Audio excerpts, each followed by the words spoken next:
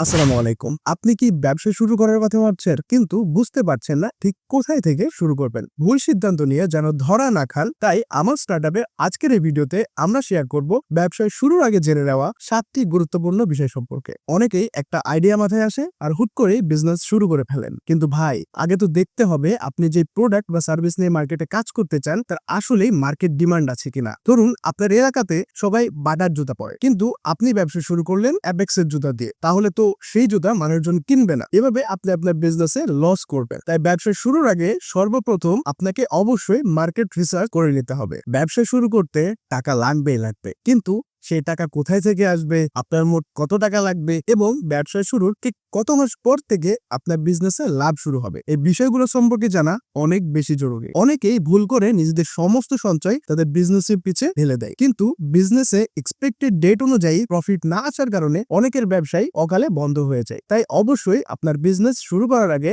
আপনার ফিনান্সিয়াল এবং আপনার ক্যাপিটাল বাজেটিংটি অবশ্যই করে নিতে হবে। ব্যবসা শুরুর আগে আপনাকে নির্ধারণ করে নিতে হবে আপনি কোন ধরনের বিজনেস মডেল নিয়ে কাজ করবেন। আপনি কি একদম জিরো থেকে শুরু করবেন নাকি কোনো ফ্র্যাঞ্চাইজি নিয়ে আপনার বিজনেস করবেন, এই বিষয়টি সম্পর্কে আপনাকে আগে থেকেই জেনে রাখতে হবে। একজন মানুষ কিন্তু চাইলে ফেসবুকে একটা পেজ খুলে বিজনেস করতে পারেন, আবার আপনি চাইলে একটা ওয়েবসাইটের মাধ্যমে আপনার বিজনেস করতে পারবেন। এখন আপনাকে নির্ধারণ করতে হবে আপনি কোন বিজনেস মডেল অনুসরণ করে আপনার বিজনেসটি রান করাবেন। বিজনেস শুরু করলেই কাস্টমার আসবে, এটি সম্পূর্ণ একটি ভুল ধারণা। আপনার প্রোডাক্ট বা সার্ভিসের অবশ্যই আপনাকে বিভিন্ন ধরনের সোশ্যাল মিডিয়াতে এবং ওয়েবসাইটের থ্রুতে মার্কেটিং করতে হবে। বর্তমানে ফেসবুক, ইউটিউব, গুগল অ্যাডস, টিকটকের মতো জনপ্রিয় সোশ্যাল মিডিয়া রয়েছে। সেখানে আপনি চাইলে অর্গানিক ওয়েতে অথবা পেইড মার্কেটিং করেও আপনার নিজের প্রোডাক্ট অথবা সার্ভিসের প্রমোশন করতে পারেন। সবসময় একটি জিনিস মাথায় রাখবেন, বিজ্ঞাপন ছাড়া আপনার প্রোডাক্ট থাকবে কিন্তু কাস্টমার থাকবে না। শুধুমাত্র বাংলাদেশ না, বিশ্বের যে কোনো দেশে আপনি যদি ব্যবসা করতে চান তাহলে অবশ্যই ট্রেড লাইসেন্স, স্কিল সার্টিফিকেট, বিল সার্টিফিকেট, এই বিষয়গুলো সম্পর্কে আপনাকে জেনে রাখতে হবে। বিষয়টা যেন এমন না হয় কেউ আপনাকে রাস্তায় জিজ্ঞেস করলো, ভাই আপনার বিজনেসের ট্রেড লাইসেন্স আছে তো, আর আপনি চুপ হয়ে গেলে। এখন কিন্তু অনলাইনেই সব ধরনের বিজনেসের লিগ্যাল রিলেটেড নথিপত্র আপনি পেয়ে যাবেন। সেখান থেকে অনলাইনের মাধ্যমে আবেদন করেই আপনি আপনার বিজনেসের সব ধরনের লিগ্যাল ডকুমেন্টস নিয়ে নিতে পারবেন। ভাই, বিজনেসে কিন্তু একদিনে সফলতা আসে না, তাই বিজনেস শুরু করার আগে অবশ্যই আপনাকে ধৈর্য ধারণ করার মন মানসিকতা নিয়েই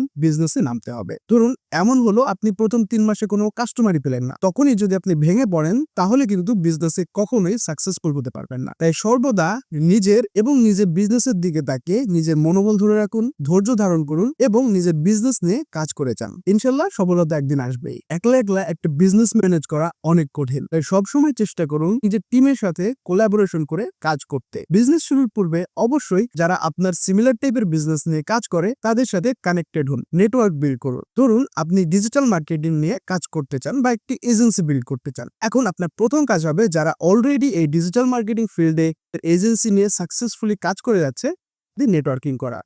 আপনি বিভিন্ন সেমিনারে যেতে পারেন, আপনি বিভিন্ন ওয়ার্কশপ অ্যাটেন্ড করতে পারেন।